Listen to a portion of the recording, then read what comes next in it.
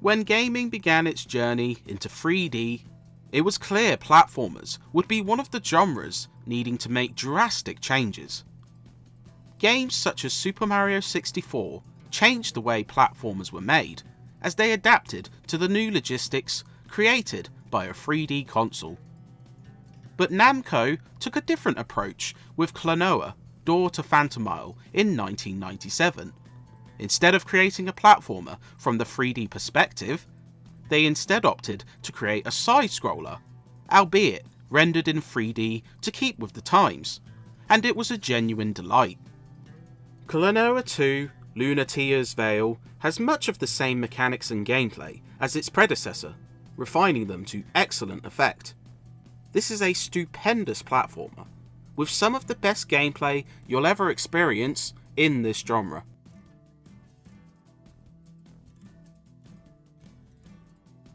The game opens with Klonoa supposedly dreaming until he is called upon for help and dragged into the world of Lunatea. Unfortunately, he is teleported into the ocean and swashed around until he is saved by Lolo and Popka, whom become your sidekicks. After helping Lolo become a priestess by ringing a special bell, they return to a wise sage called Baguji. He then directs the trio towards 4 bell towers, which house elements that supposedly stop a 5th tower from emerging and causing chaos across the land. However, 2 antagonists called Liarina and Tat are also trying to acquire these elements for their own purpose, repeatedly dogging the protagonist's attempts to succeed. It's extremely in-depth considering the genre's usual standards, often feeling like something taken straight from a Japanese RPG, including the melodrama and lengthy dialogue that comes with the territory. It's more substantial than you might expect.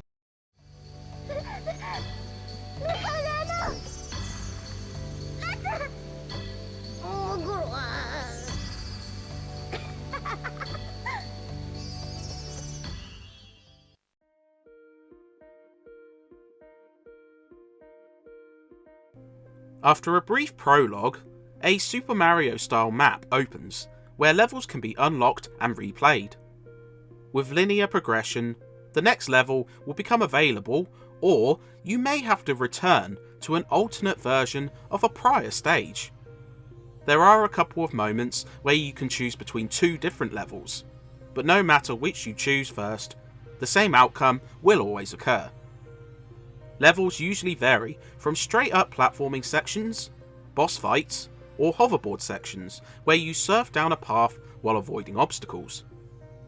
The game moves at a pretty fast pace, but there are plenty of levels to sustain around 10 hours worth of gameplay.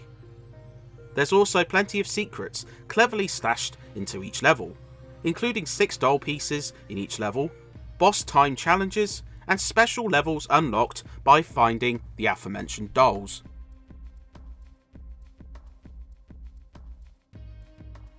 As far as platforming goes, Klonoa 2 stands toe-to-toe with the best, and it's easily comparable to the likes of the original Sonic games.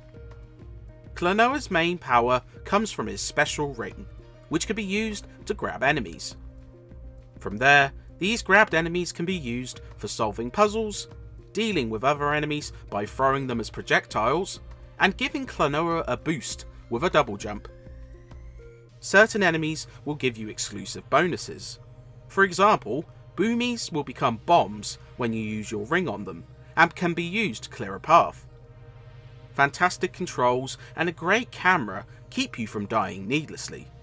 But what makes this Klonoa stand out most is the incredible level design. Though speed may not be on Klonoa's side, like a certain blue hedgehog, Namco keep up the variety as the game constantly shifts between puzzles, hoverboard, platforming, and boss levels, and the size of each level is particularly impressive, as special rockets fire you across the hugely expansive areas.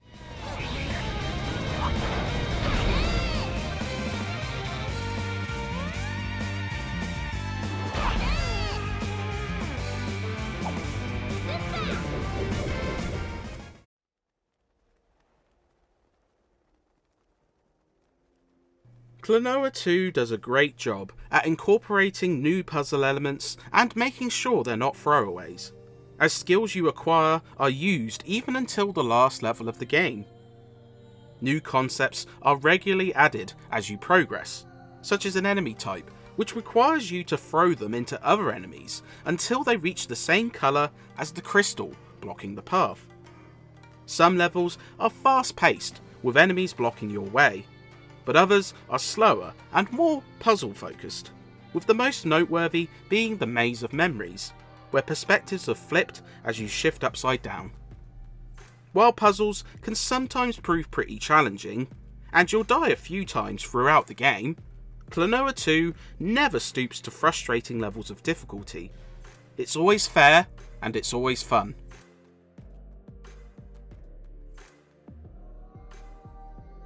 Considering its 2001 release, Klonoa 2 definitely packs a visual punch. As mentioned already, levels are large and incredibly colourful, yet technical proficiency is never sacrificed in the rendering of these levels, as the game runs consistently at a smooth 60 frames per second. Volca City, and a return visit later, look particularly amazing.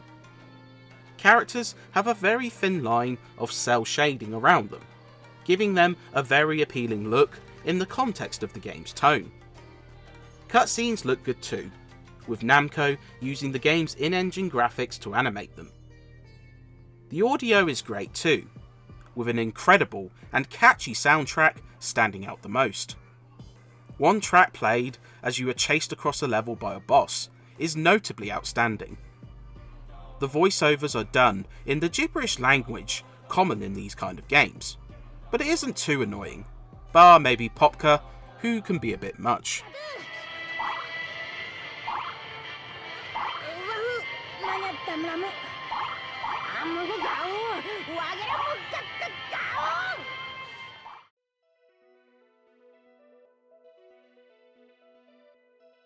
Klonoa 2 Lunatea's Veil is simply one of the finest games on the system. Namco have crafted the pitch-perfect platformer, even if its story is pretty wacky. The gameplay is just spot on, with buttery smooth controls, fantastic level design that constantly keeps the player interested, a balanced difficulty, and good doses of variety throughout. The excellent graphics mean Klonoa 2 is easy on the eye, and its great soundtrack will have you humming the game's tunes long after you've completed the game. Anyone who is into platformers would be doing themselves a disservice if they didn't pick up this game, and even non-committals will surely appreciate just how well this game is made.